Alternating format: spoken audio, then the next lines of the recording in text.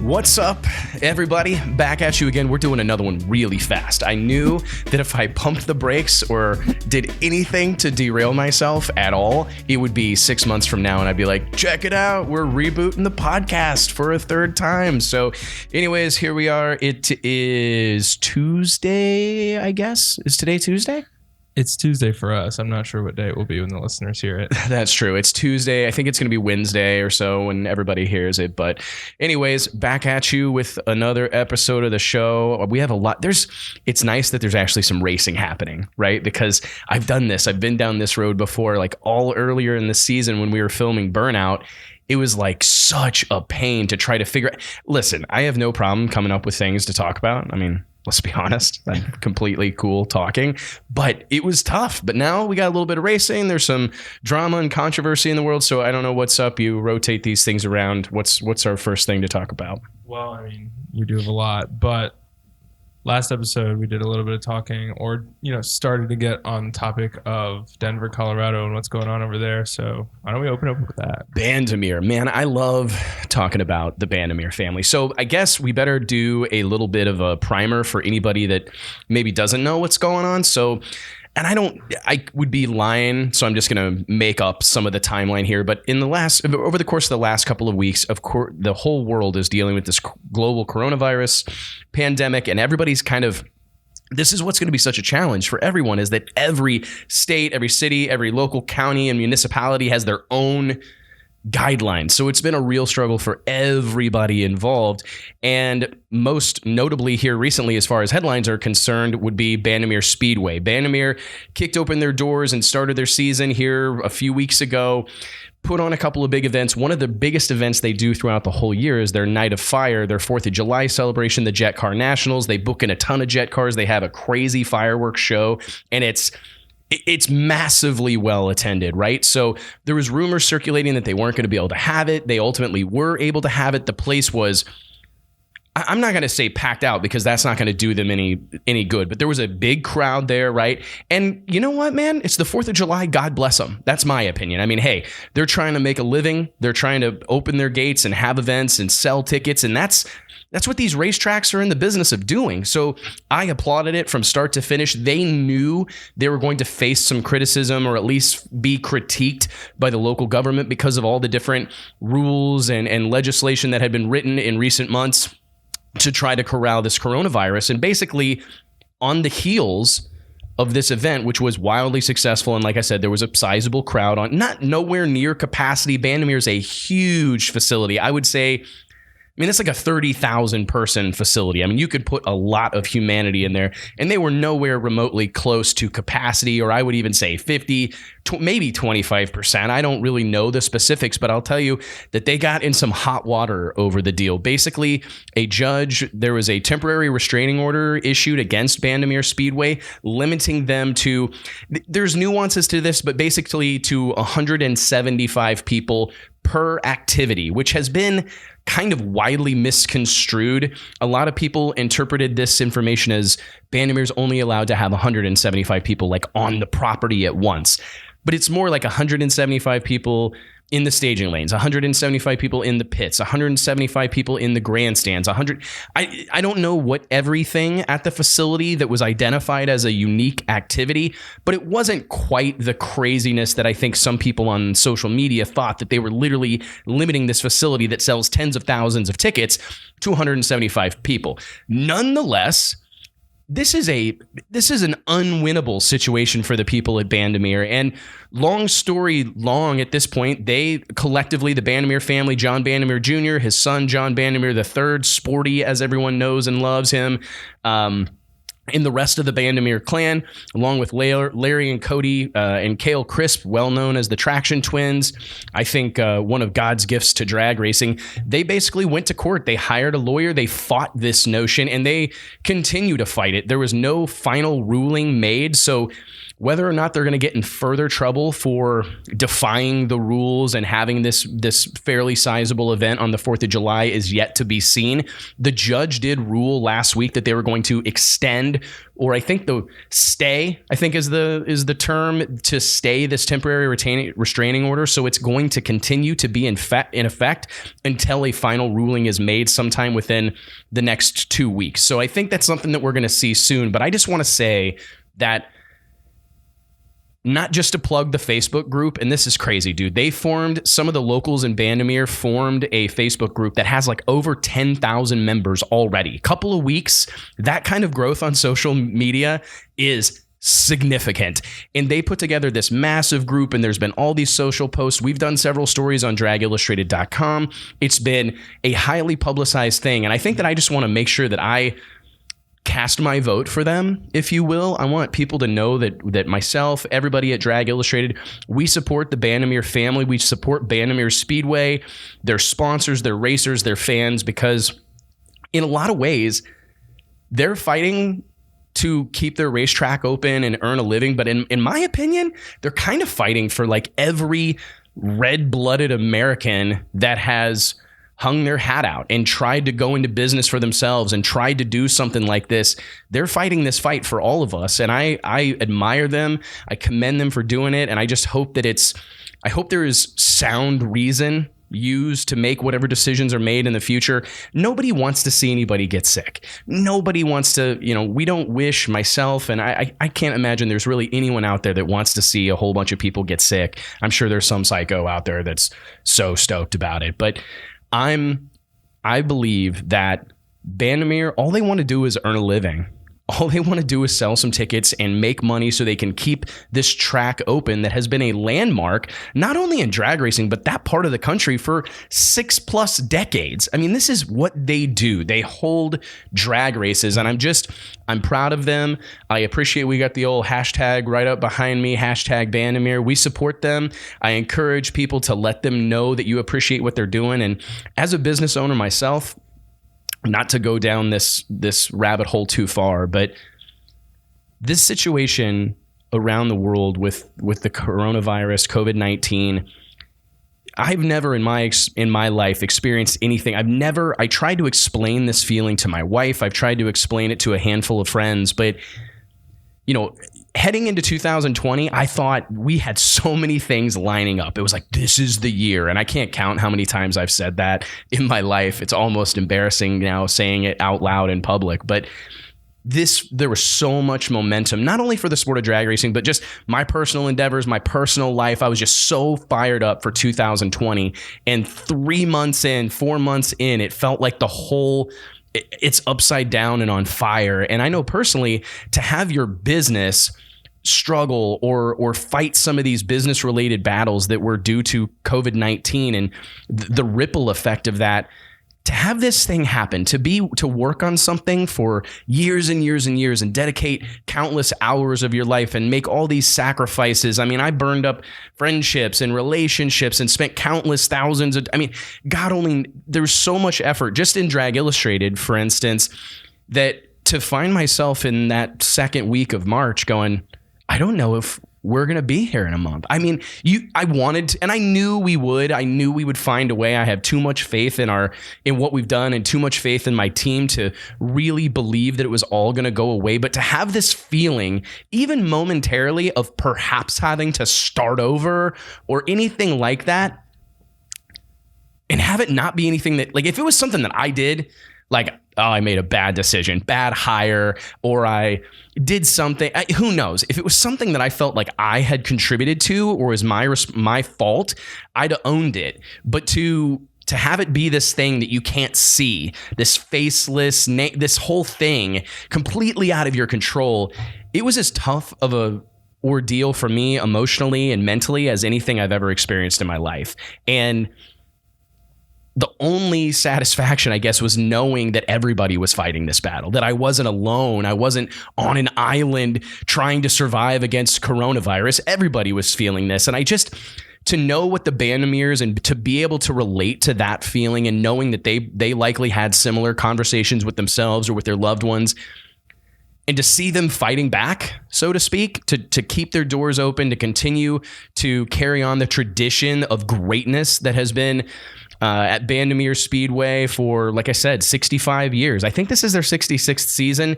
It's to do something at the level that they've done it for so long and then have to fight a battle like this. I found myself watching. I watched the court proceedings. They literally had like a Zoom call that you could watch, like the judge talking. There was 500 some odd people logged on to this Zoom call. It wasn't called Zoom, but we're giving Zoom some love. It was like a Zoom call. And I'm watching this and I thought to myself, what a disastrous waste of tax dollars. Like, couldn't she be putting like a drug dealer in jail or something? Or I don't know, figuring out who killed Jeffrey Epstein. I don't know. Like, just anything but beat the Bandimers. Like, you're going to pick on these people. And I get it. And the judge said something that really I found interesting. She said the issue is that like Bandimere's freedom is rubbing up against someone else's freedom. I think the way she actually said it was, the issue is that your freedom is butting up against my freedom. And while I kind of respect what she's saying, man, you are asking the ask of these businesses to just close down. Just close. We'll figure it out. That's unreasonable. That's an unreasonable expectation, no matter what. I don't want to go into a whole COVID-19 thing, but I just want to make it clear that we support the Bandimeres. And I know I've got to bust through this one pretty quickly. I don't think I've been on it that long, but I want to say something about these people is, it's easy to talk about these things and it's easy to say that you're going to, no way, I'm never wearing a mask. I can't count how many of my friends I've heard say like, I'm never putting on a mask. And then I go to like Target and there they are wearing a mask and it's like their favorite color. They've clearly put some thought into their mask. I mean, I get it. Everybody can tough talk and all these things, but to actually put your money where your mouth is, throw the gates open, bring some people into this event, do your best to keep them safe, but forge forward and then go fight that battle in court, hire a lawyer, all the things that the Bandimeres have done. I believe they deserve some admiration and accolades and celebration because, man, they're fighting the good fight and I'm proud of them. And I look back, one of the questions I get asked most frequently is, how did that whole World Series of Pro Mod thing come to be? Like, where'd that come from? And I wouldn't even, if it weren't for the Bandimeres, I wouldn't even have that story to tell. I would never have been asked that question. People don't realize I was working on the World Series of Pro Mod in 2011 and 12. I mean, I had notes in a notepad. I was starting to work on the concept of this big money, winner takes all, invite only pro mod tournament. I had been working on this for years and I had pitched it to, I can't even tell you how many different racetracks, how many different small promoters. I talked to different promoters. Hey, what about piggybacking this idea I have on top of your race? Or I talked to a multitude of different track owners who literally looked at me like I had 3 heads. I'm like, I want to pay $100,000 to win, winner take all, invite only, no entry fee. People thought I was crazy. And if it wasn't for the Bandimere family collectively, and it's not just one of them, it's all of them. It's everybody tied to that facility. I pitched, it's so crazy. And I know that I've told a handful of people this story, and I may have said it on my live show or an old episode of the podcast, but I'll never forget how that whole deal came to be. I literally, over a couple of cocktails in a hospitality tent at the NHRA national event in Las Vegas in the fall of 2016, I told Cale Crisp, one of my good friends, one of half of the Traction twin family out there from Bandimere Speedway, he'd come out with his girlfriend just to hang out for the weekend. And we were sitting around and we just got on the subject of wild and crazy ideas. And I said, I got a wild and crazy idea for you. What about the World Series of Pro Mod? Winner take all, 100,000 to win, invite only, creme de la creme, elite of the elite, this once in a lifetime Pro Mod shootout. I was still calling it a tournament at that time. I was really married to that word. I wanted to call it a tournament. And he's like, dude, that's a good idea. I'm like, no, it's kind of crazy. I've told it to like a whole bunch of people and everybody thinks I'm insane. And he goes, no, that's like you need to do that. We need to figure that out. You need to talk to my uncle.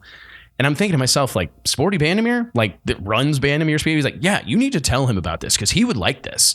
So we never mention it again. Like, the subject changes, we leave, we go out in Vegas, and honestly, it's another one of Wes's ideas. I joke all the time that, like, we've got a pretty big squad of people around us at this point. I think there's like almost 20 people involved with our various companies right now.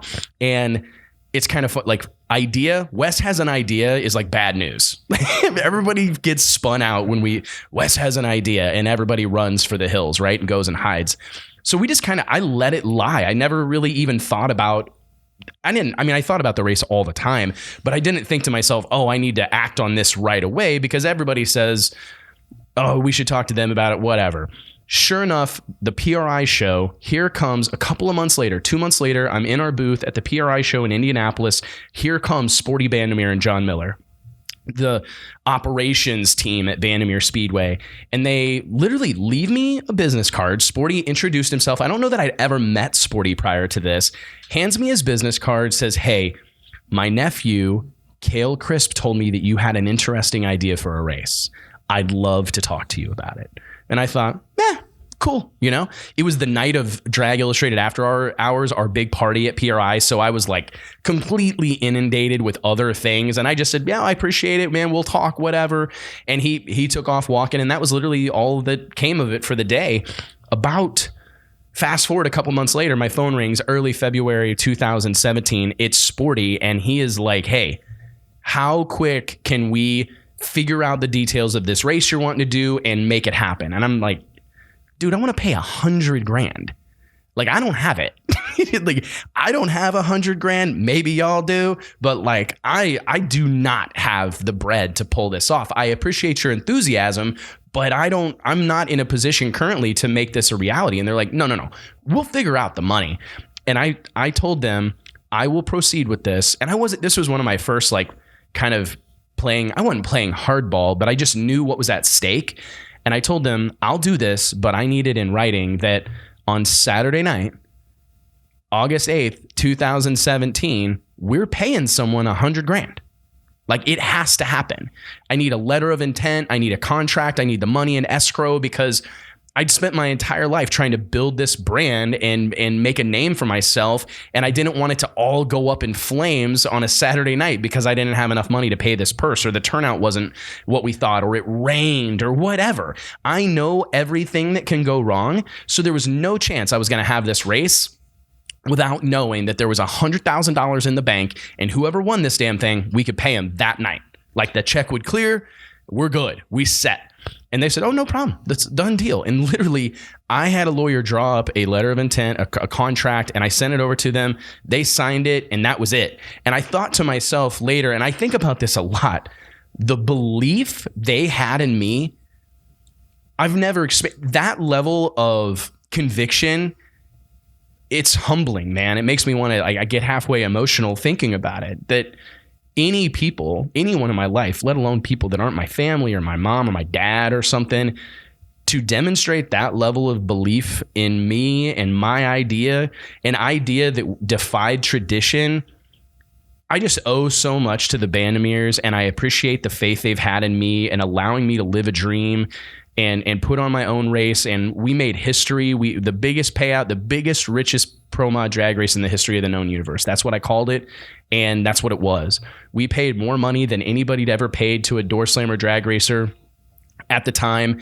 And it was such an honor and such a tremendous accomplishment for me personally and for my whole team and I know without a shadow of a doubt that it wouldn't have happened without the Bandimeres. And that's the kind of people they are. That's their dedication and their belief. And the reason they did it, I mean, they had selfish reasons. They told me that they knew they needed to be building whatever was next. They'd been doing the NHRA Mile High Nationals for like 30 some years, right? They knew that they had to start investing in whatever was going to be next. And I'm not saying I was the only thing, but we were one of the things that they rolled the dice on. And 4 years later, despite this coronavirus and everything that we're all facing, we're planning our 4th year together. We held the World Series of Pro Mod 3 years in a row with increasing success every year. And this year we decided to pivot, change the format of the race to lend itself to the atmosphere and the conditions out there on Thunder Mountain a little more so. And just to think about all that's transpired in the course of the last 4 years since that meeting with Sporty and John, it's overwhelming, man. And I just don't want to see these guys having to spend what precious time we have here on Earth fighting to keep their doors open. We need these guys investing in whoever's next, whatever's next. They do such a good job and such a service for the sport of drag racing. The last thing we need is stupid red tape slowing them down. The Bandimeres, that group, that track, everybody involved, you need to wind them up and let them go. And I wanted to spend this time here. I talked about it longer than I wanted to, but I just want to make sure that we drove the point home that let them know you care, send a message. If you're local, if you're a fan, go out and buy a ticket, sit 6 feet apart from everybody, follow the rules, wash your hands, whatever, take your temper, whatever else you're supposed to do. But show some support to these people, man, because they're doing good things for the sport of drag racing and maybe America. And right? We need it right now. We do, man. I mean, we really do. So anyways, that's my Bandimere take. I love these people, and I hate to see them. Life's hard, man. We're all fighting battles and everything, and the last thing they need to be doing is defending their right to be open in court. That just seems so... It's a tragedy, man. It's a tragedy that any energy, any part of our legal system is being utilized to slow down the Bandimeres. Man, they'll play by the rules to the best of their, but they've got to earn a living. They have to. I know what it costs to operate facilities. I know what light bills are for these places. Man, you got to sell some tickets. You just have to. And they're the type of track that are trying to find a way to be profitable every single weekend. This is not a charity operation out there. They do tons of great things for the community. Just imagine how much money they bring in to, I think it's Jefferson County, that area. It's incredible the economic impact that facility has had to have had over the course of 6.5 decades. Man, let's let them rock, man. So anyways, what else you got for me?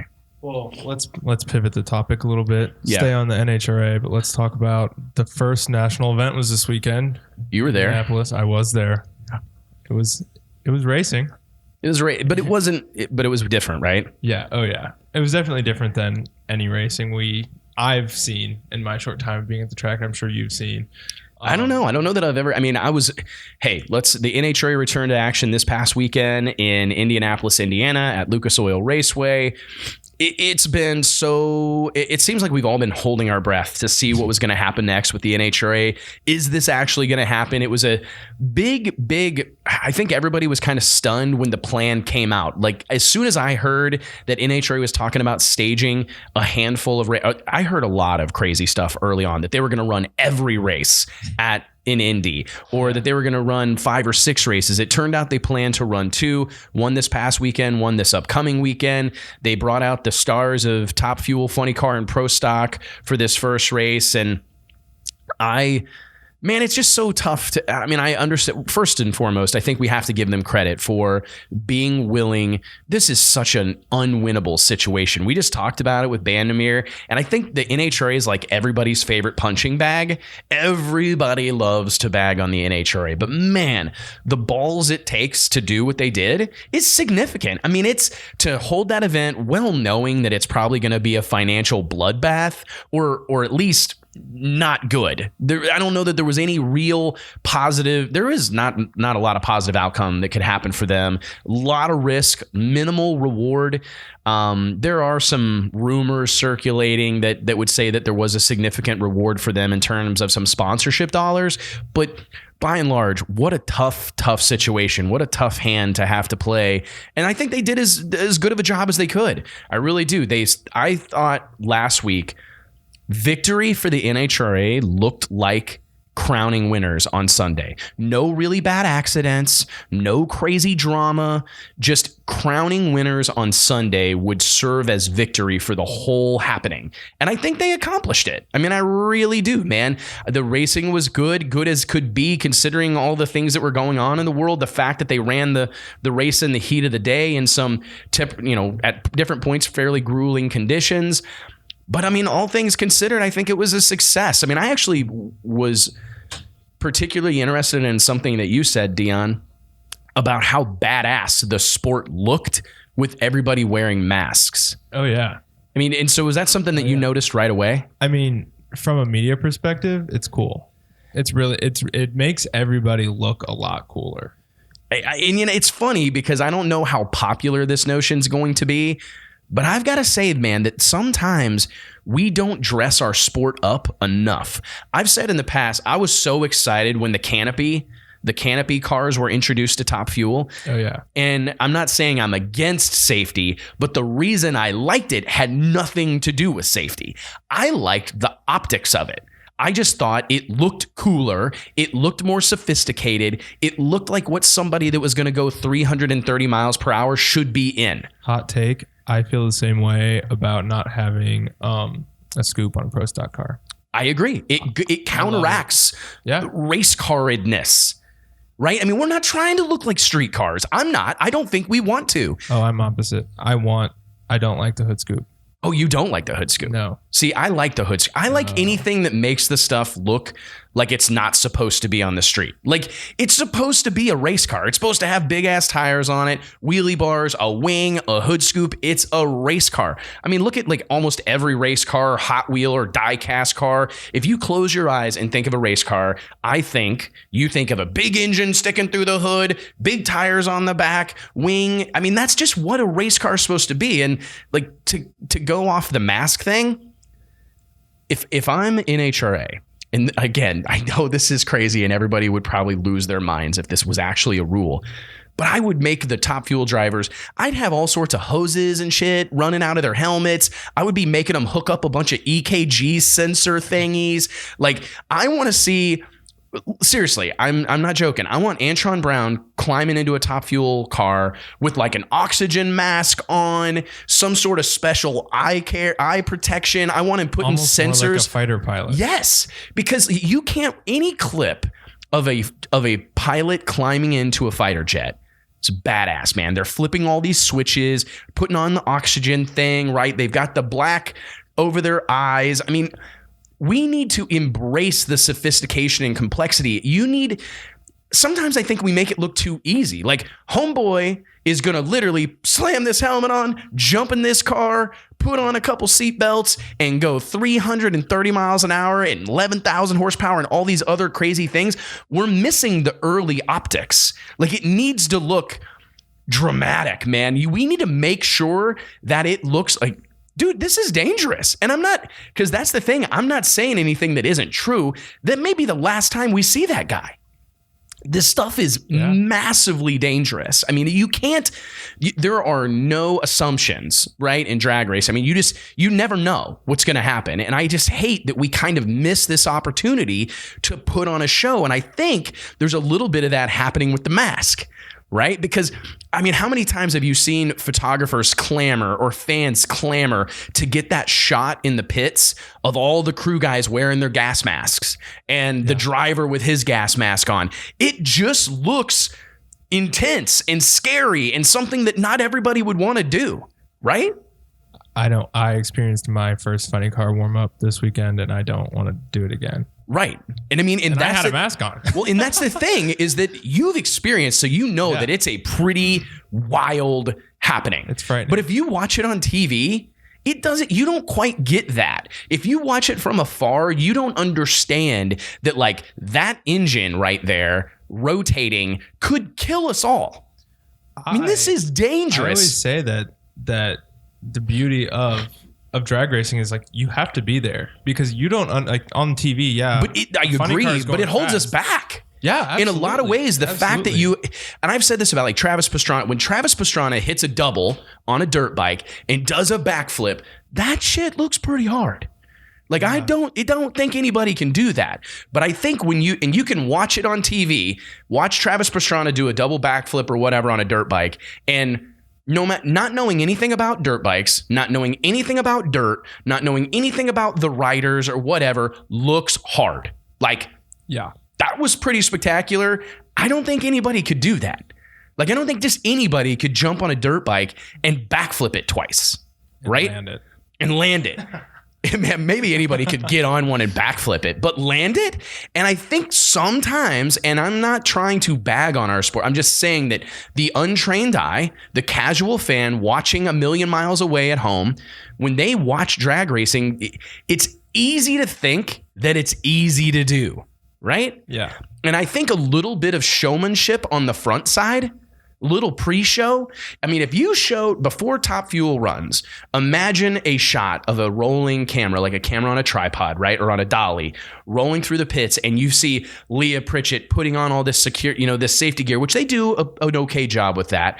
But there needs more of it, like hooking up sensors, putting on her oxygen thing, and connecting it to a fresh air on the car. And we need to shine, like flipping. We need to highlight the complexity, the danger. We need to make that more of a part of the show, because I think it will help make the pass down the track a little more significant. Like, look at all that dude or that gal had to go through just before she even got in the car and hit the gas. So we need a little salesmanship, man. We need some sizzle right there. And I say that because the masks, in some ways, I think add a little bit of that.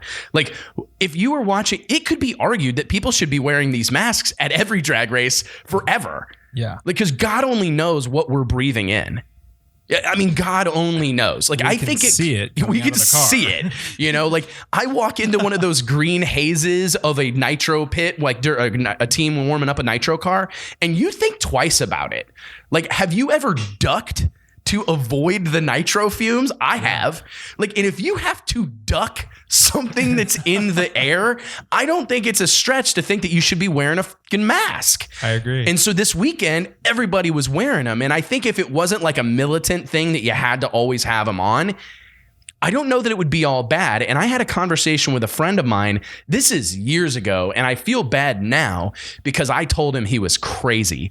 But he made the pitch to me that all the crew guys on the starting line should be wearing fire suits and helmets.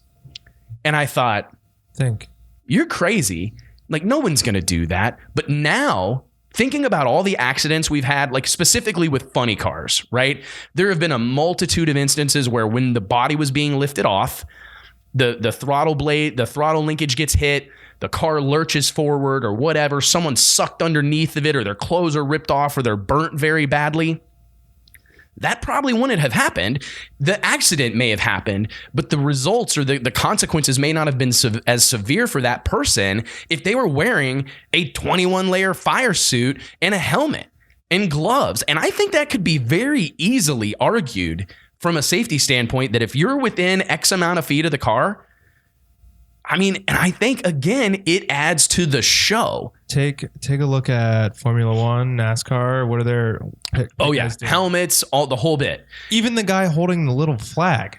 Yeah. Telling them when to stop is wearing a helmet. And I wonder if there was a marketing guy at NASCAR. They all look not a safety guy. They make the freaking pit reporters wear fire. They look like they could jump in a car. Any one of those people. They do. And they make the pit reporters wear that stuff. They look way cooler. I think they look way cooler. And I think it adds to the rigmarole. And I know sometimes people don't like the rigmarole, but like, just imagine the optics of like, and I'm going to lean on that word today, I can tell.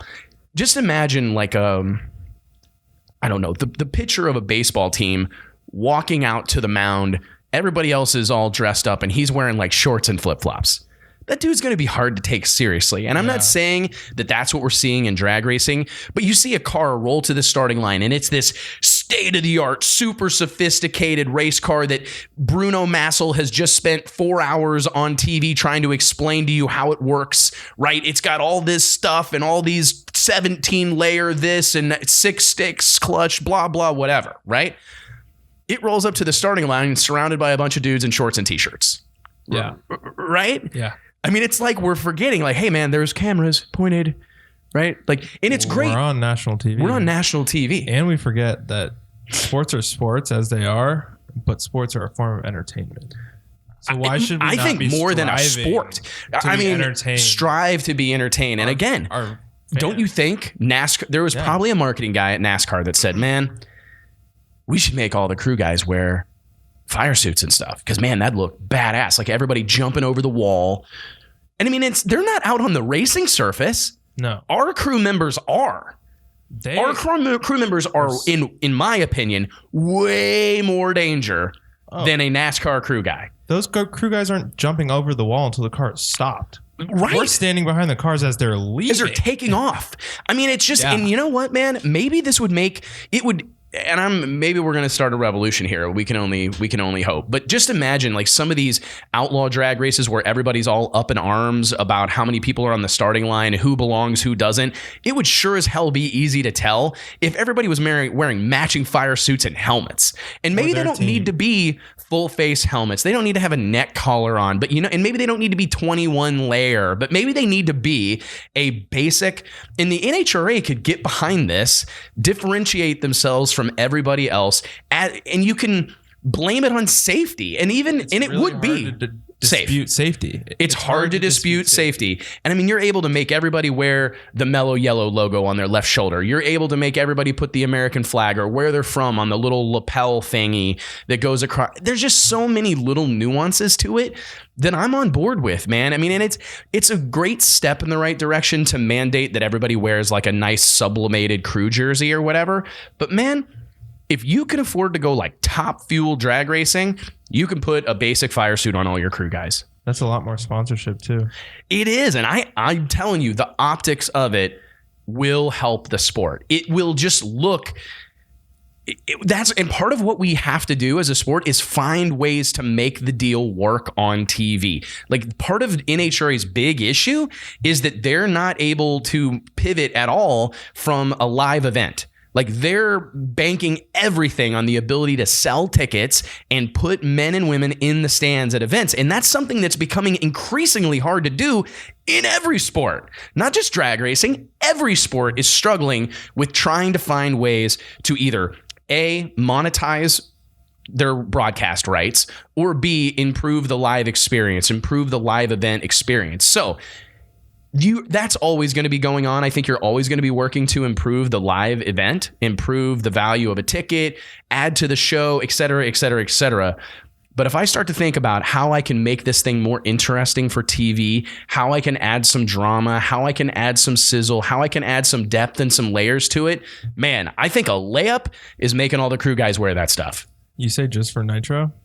I mean, I think for all pro classes, if you're in professional drag racing, I mean, there's a video that has like 200,000 views on it of Chase Freeman backing Erica up from a burnout. He's like, it's in Vegas, and he opens the passenger side door, and she like whacks the throttle, and when she lets off of it, it blows a big blast of flames, unburnt fuel out the exhaust, and it like burnt the hair off Chase's leg.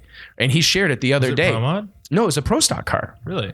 Yeah, I mean, it just lit that little bit of unused fuel, and it shot a big plume of flames out of it and burnt his leg. So, I mean, in that moment, I can make a case for pro stock. And I mean, I think, and again, pro stock is one of these classes that it looks fairly tame on TV. That's one of the issues, right? But if we went all in on the show surrounding pro stock and made it look scary and intense and oh my God, I mean, literally, a guy can strap into a jet fighter to go on the safest flight of his life. Just to fly around Fort Worth. We watched him do it here not too long ago, right? They do it Happens all the time.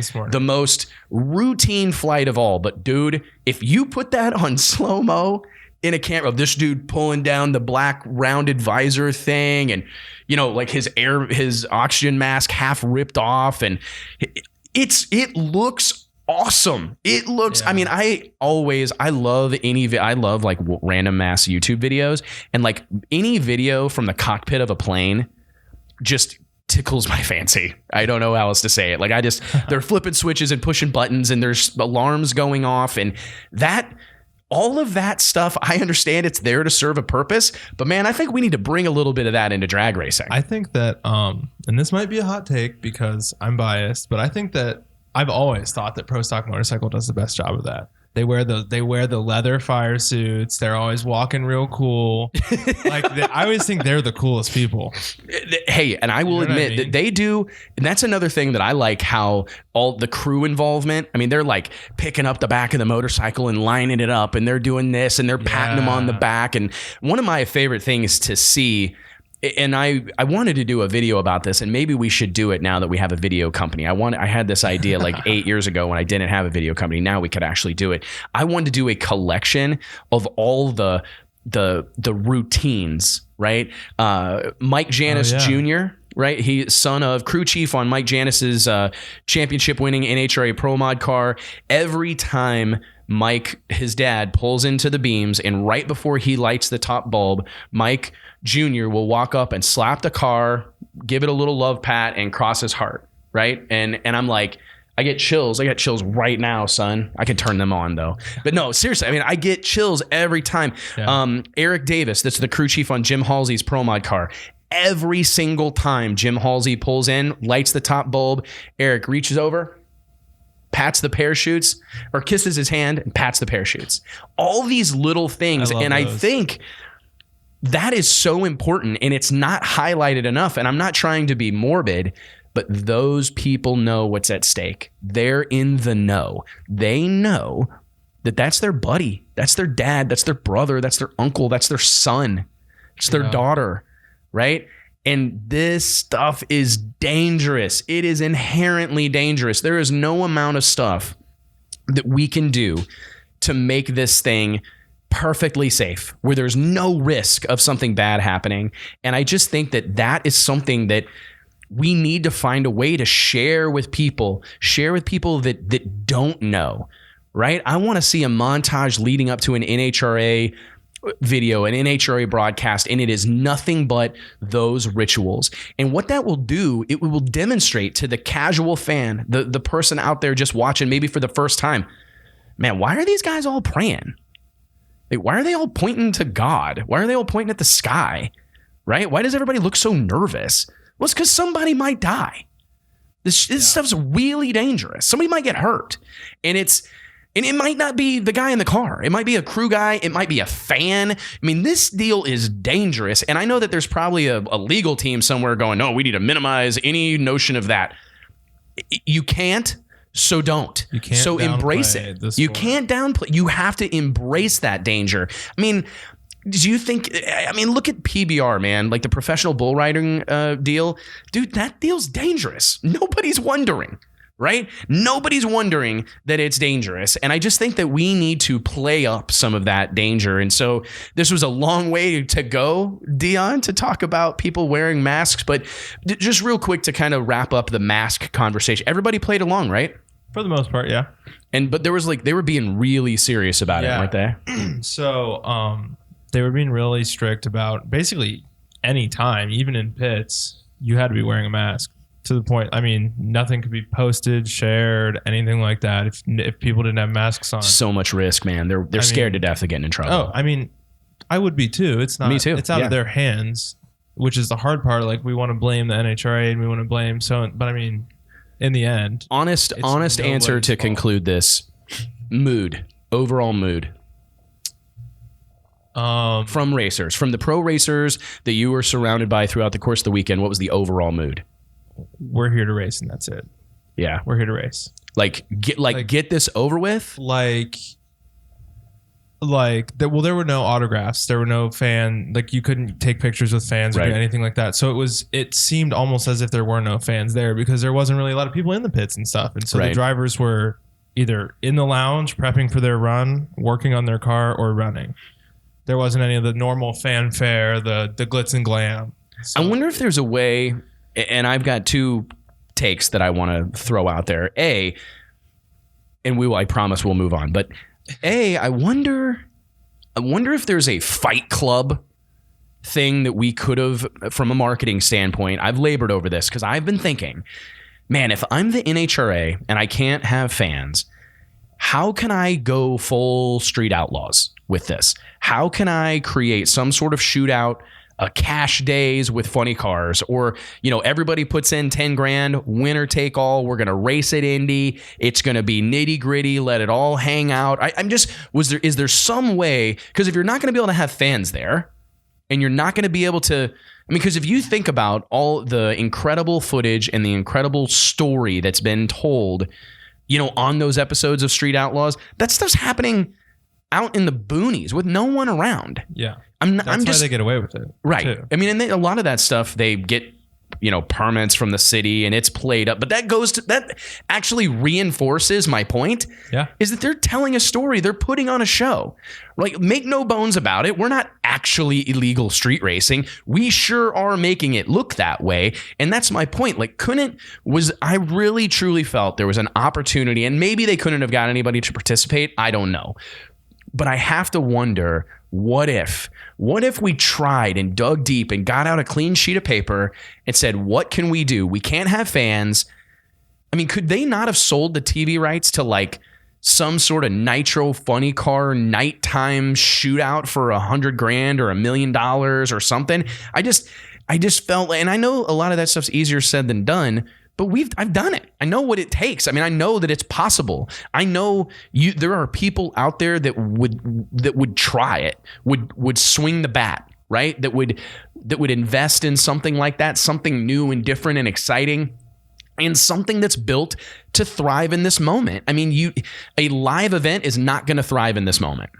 It's just not. If that's your bread and butter, you're in deep shit, right? It didn't even really feel like that. It didn't even feel like a live event, right? Not really. So why not make it a closed set and just turn it entirely into a TV show? Maybe not forever, but who knows? Like, God forbid COVID gives us anything good, because I just can't help but think about a world where in 2020, the NHRA was forced to introduce a couple of special events in Indianapolis, and they do that. And in 2020, those events in Indianapolis were so good that next year they decide to keep them. Like, man, we do these 2 shootouts in Indy back to back. This weekend's Nitro Funny Car, that weekend's Top Fuel. It's $100 grand this weekend, $100 grand that next weekend, or whatever the dollar amount is. Like, why not find a way to make it different? If it's gonna beat, let's not pretend like we did the same old. We did try to do the same old thing, but now's not the time to do the same old thing. Now's the time to do some wild shit. And the reason I say that is because you have a valid excuse. Like, if the whole thing goes up in smoke and sucks, blame it on Corona. This is Rona's fault. That's what I say. Right? So, anyways, next thing. There was one race this weekend. Not all classes were there. I believe it was Super Comp, Top Dragster, and then all pros. Yeah. I believe those are, I'm not that seasoned yet, so I don't know everything. I'm impressed with you. But this coming weekend, they have Nitro Cars again, as well as Pro Mod and Factory Stock Showdown are the ones I know for sure will be there. I don't know about the other ones.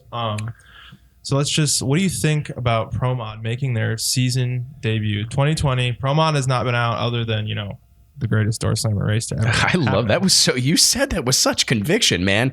Yeah, Pro Mod's really not done. Quarter mile NHRA legal Pro Mod hasn't been out since our race. The Drag Illustrated World Door Slammer Nationals presented by C-Tech Manufacturing back that first weekend in March in Orlando, Florida, man. We kicked off COVID.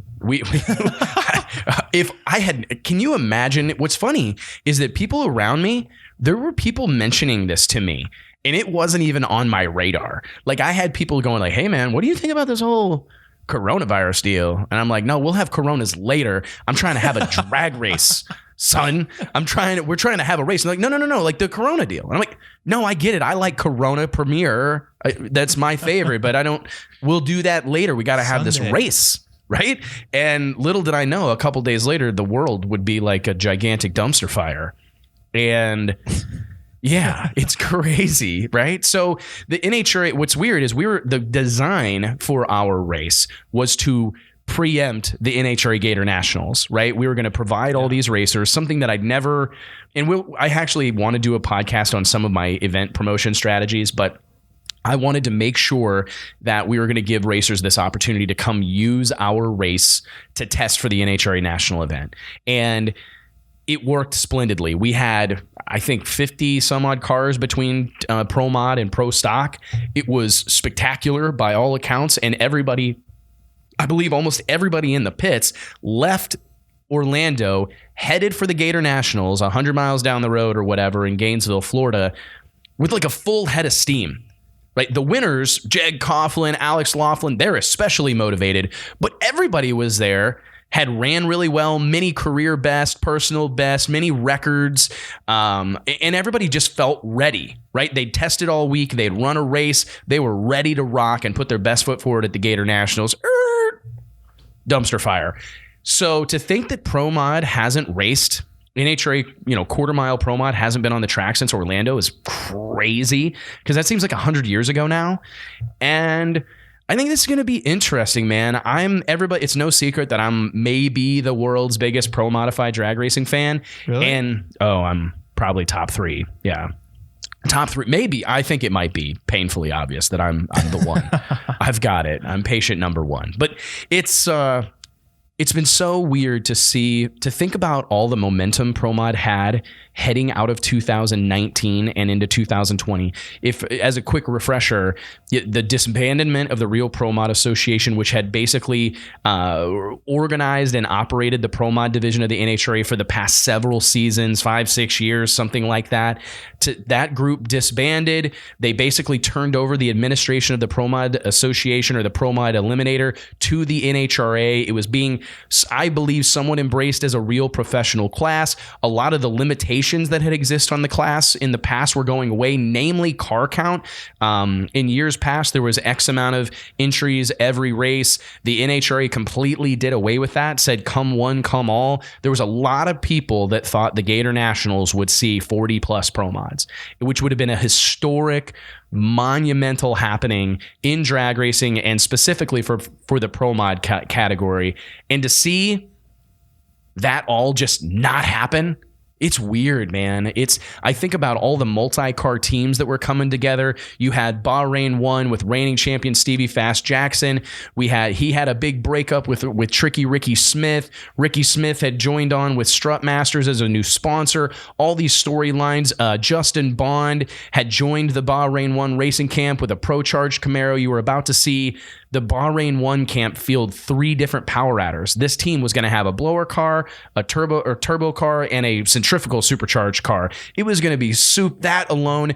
Jeff Jones, Brandon Pez, his son, Jeff's son Justin, right here out of Weatherford, Texas, about 15 miles down the road. They were going to make their debut as a 3-car team in the NHRA. There was just this groundswell of momentum, and by way of forces completely out of our control, it was snuffed out almost entirely. So I'm anxious to see these guys return to drag racing. I think that we're going to see, I worry, a couple of things with all the rumors and all the buzz and all the talk that exists right now about whether or not the rest of the NHRA season is going to actually happen. How many of these guys are going to actually go out and race once? Right? I mean, if this weren't a points race, or if they didn't think this was going to be something that's going to impact them for the rest of the year, it's the heat of summer. A lot of these teams are based outside of the country. I mean, several of the drivers are from Canada, from Brazil, from the Middle East, wherever.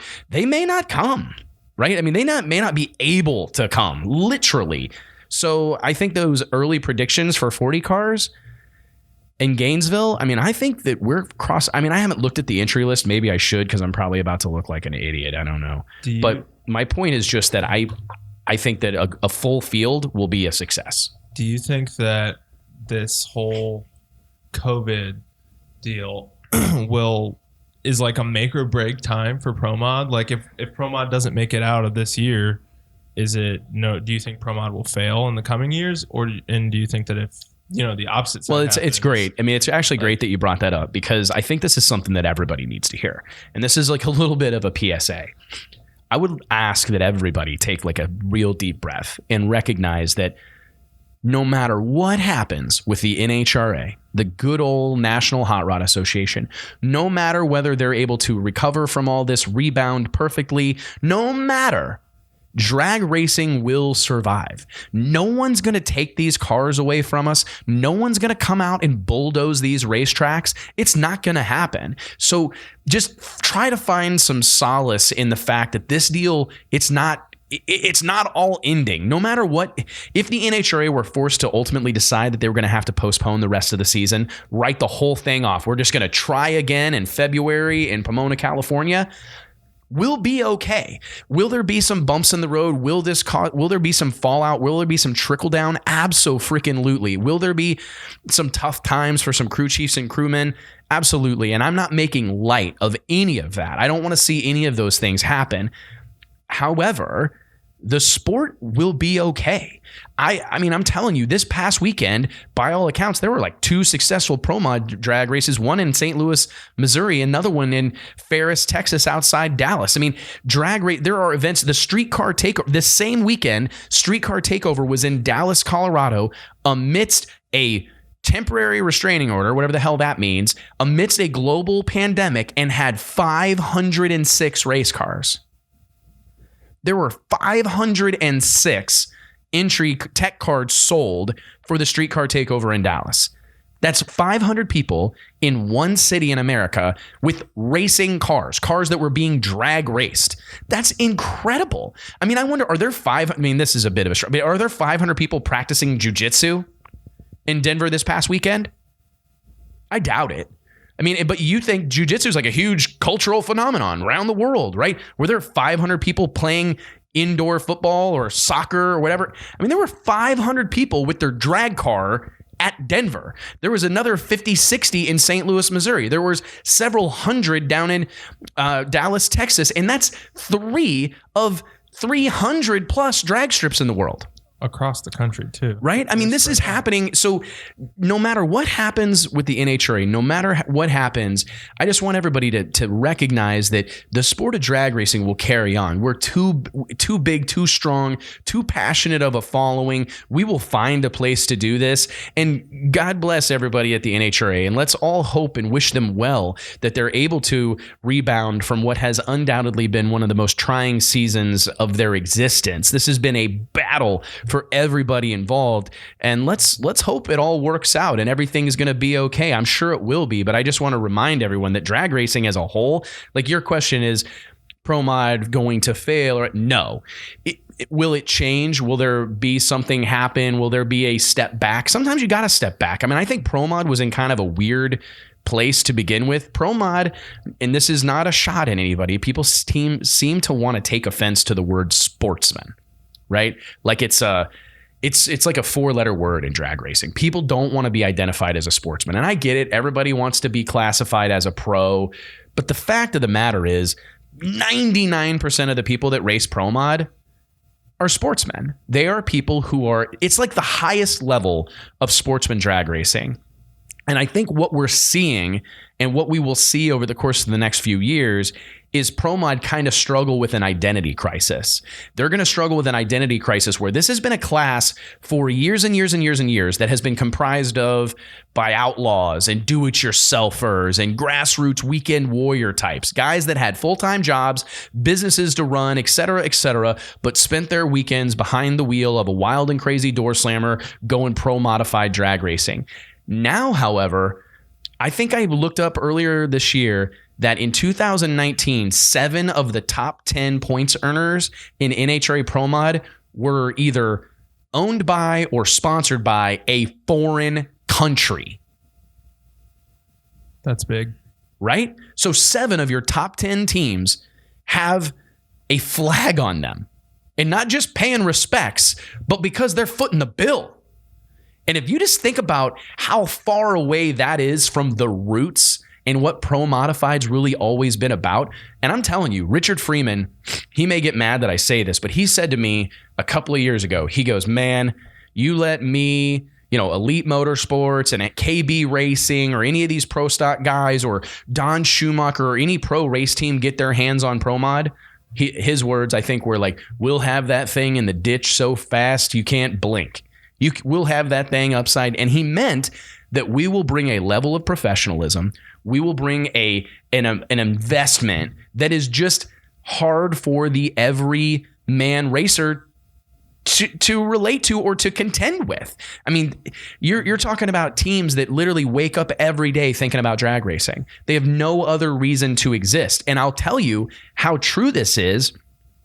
There's no better example, of how true what I'm saying is than Stevie Fast Jackson last year. He kicked ass last year, dominated. Him and Todd Tutterow, I think it was pretty much a who's who between them as to who was going to win every single race, right? And they didn't run over everyone, but man, they were very, very dominating. And it's because this is their job. It's so hard to compete with those guys because on a Tuesday afternoon when Joe Pro Mod guy is at work, they're testing. They're on the dyno. They're servicing their car. They're doing the maintenance that Joe Pro Mod racer's having to do at night and on the weekends, right? And with his wife screaming at him or whatever because she would rather him do something with them because Pro Mod's his hobby. Oh, don't work on the race car this weekend. Take us out on the boat. Stevie Jackson's not hearing that because he's working on his car from 8 to 5 during normal business hours with a full head of steam, wide-eyed and bushy-tailed, right? So many of the Joe Pro Mod racer, on the other hand, he's working on his car, worn out, right, on Red Bull 75, just trying to stay awake because he's worked his ass off all day, played dad after work, and then went out to the garage at 10, 11 o'clock at night to get the car ready. And I'm not saying that everybody in the NHRA falls into that category, but I'm just saying that by and large, there are more people doing that dance than there are guys that are doing it every day for their living, to earn a living. And those are just two competing worlds. They don't mesh well together. I mean, imagine the NBA with one or two teams made up of professional athletes and the rest being like just guys that kind of like to play, right? Like the NBA, all of a sudden, overnight, there's like the Lakers and the Clippers and then a whole bunch of pickup teams or whatever, right? Like, hey, man, Dion, can you play? I got to play the Lakers this weekend. I suppose. Can you play? You know, I mean, round up some people. I mean, I know that's a very extreme example, but in some regards, it's true, man. And I do think Pro Mod is in a very delicate state right now. It's so sensitive rules wise. You can write one rule that's going to run a bunch of people off. You can write another rule that's going to bring a bunch of people in, but you follow it up with a rule that's going to write a bunch of people. It's so hard to navigate the Pro Mod world right now. I got to tell you, as a race promoter, I'm so excited not to be like running my own Pro Mod race in Denver with my own rule set this year. Oh my God, thank you. Because I wouldn't wish that on anybody. Trying to make all those racers happy and trying to create a notion of parity, it's so hard. It's like the most difficult thing I've ever been a part of. And I wish them guys well, but it's going to be interesting, man. I don't know what to say. Kind of to wrap up the Pro Mod thing, I'm excited to see these guys come back. I've talked to a lot of people that are very fired up, ready to rock and roll. But it's going to be, will Pro Mod look like what we all thought it was going to look like in 2020? I don't think so. I think we're going to see, a very interesting, eclectic mix of racers this coming weekend in Indianapolis. I think we're going to see the guys at the top that we're used to seeing at the top. I don't think there's going to be a lot of surprises, unfortunately. I don't think we're going to see some no-name dude that we've never heard of come out of nowhere and crush everybody. I think we're going to see a lot of the usual suspects out there doing what we know they're capable of doing. I know like Stevie Fast Jackson, for instance, he's certainly not been resting on his laurels. He's been racing as much as he can, testing. I'm sure he will be out with a vengeance. It's going to be fun to watch, man. I know there's a lot of guys, those new teams, that they're ready to go. There's all of those new teams that I talk to, they haven't lost any momentum, or they haven't lost any interest, They plan to be there. But I do think we're all kind of waiting with bated breath to see what happens next, man.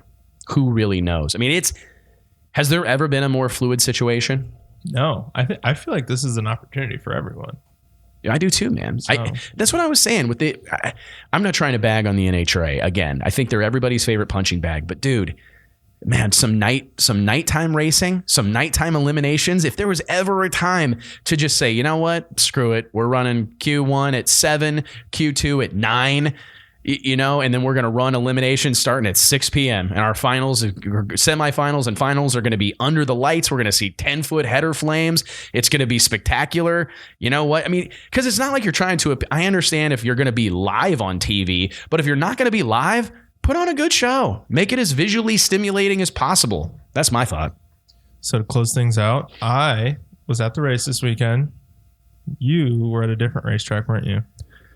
Yeah, man. I didn't not go to Indy. I just didn't want to go. Like, I wanted to go, don't get me wrong, but I didn't want to go. I had planned on going, and this was like I have a bunch of stuff coming up the next few weekends where I knew I was going to have to be gone, and I just wanted to be at home, you know? Like, I wanted to stay home. I didn't want to have to wear a mask, and I'm not that guy. I'm not trying to, you know, say that I wouldn't have worn a mask. I just didn't want to. I didn't want to fill out the form, and I didn't want to stand around with my thumb up my, you know what I mean? I just felt like, I can take this in from here. I sent a small army. You went, Courtney went, Nate went, Allison went. I mean, I felt like Drag Illustrated, Kingsridge Media were very well represented. Let everybody go do what they're going to do, and I will watch on TV and find out what happened, you know, that way, and get, you know, all the insight from you guys. But no, Saturday, as has happened a couple times, I'm sitting around Saturday night, and my wife's asleep or falling asleep on the couch, and Sophia's falling asleep. And I thought, you know what? I'm going to drive over to Extreme Raceway Park. And I knew the Midwest Pro Mod Series was going on. Keith Haney's, I don't know, second or third race of the season down at what is becoming like my favorite racetrack in the world. I mean, it's cool that it's right down the road, but Clyde Scott, his wife, Amanda, I believe is her name, they've done such a phenomenal job with this place. And I just, again, man, I'm getting pretty proud of this. Don't anybody get any ideas, but I just rolled up, bought a ticket, paid to park.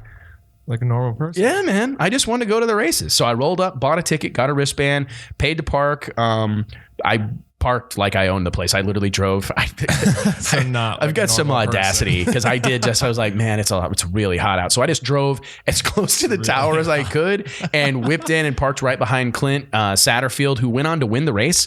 Bob Gardner and Clint Satterfield hung out with Clint. He's a great guy from New Mexico, Albuquerque, and him and Bob are like the ultimate they're the guy I'm talking about. They're the ultimate do-it-yourselfer pro mod racers, and they were there using the event as something of a test session for Indy this coming weekend, and they ended up cleaning house. I mean, they crushed the deal, won the race.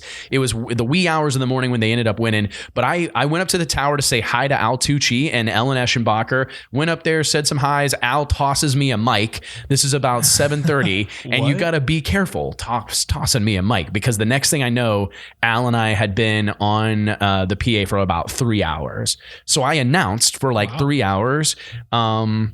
Keith Haney called me and let me know. He's like, hey, man, he's big on, you know, making history or whatever. And he's like, you got to announce the biggest payout top alcohol funny car race ever. And I'm like, I didn't even think about that. And there's shame on me that I have given this advice to other people to like celebrate small victories. Like, how excited was I for you about buying your Jeep?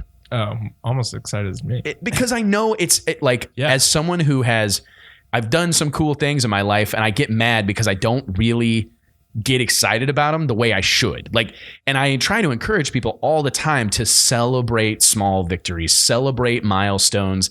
It's so important. And I was so excited for you and proud of you. And then Keith, you know, tells me that, and I'm like, meh, whatever. So I need to practice what I preach a little bit. But for sure, nonetheless, man, it was weird. I will say that I drove down there and I hadn't spaced the fact that they were having this $20,000 to win top alcohol funny car deal. But in my mind, I was going to a pro mod race. I was going to an outlaw pro mod race. And when I got there, driving through the pits, I saw all these big rigs and all these funny car bodies and stuff. I'm like, oh yeah, man, like this is really unique. And I'm almost out of time, but I want to say that I've said this a lot, but some bands sound better like in a honky tonk. You know what I mean? Like, yeah, you too might not sound good in a honky tonk. Like, they probably sound best in like an arena or a dome or whatever, a stadium.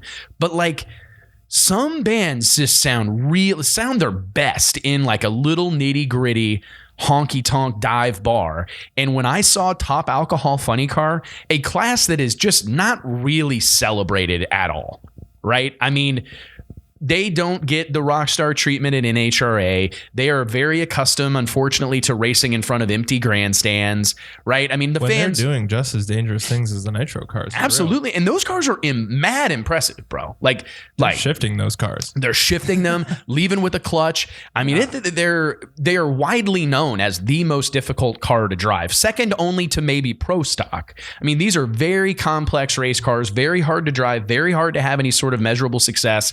And two funny cars lined up on the starting line of a small 8th mile drag strip with fans in the stands and the fumes blowing out of the zoomies. I'm going, sign me up. I think that they're onto something. I know that there were a lot of Pro Mod racers who kind of got their feathers ruffled because they always saw the Midwest Pro Mod Series as the fucking Midwest Pro Mod Series. Like they don't want to play second fiddle to any top alcohol funny car guys, right? Or gals, Annie Whiteley, right? But they've even changed the name. I think it's like the Midwest Drag Racing Series now. Like, I don't know if that's official, but they've certainly embraced top alcohol funny car. And if I can just table the us versus them notion, I will say that top alcohol funny car at a small 8th mile drag strip is raw. It is badass, man. I'm watching this.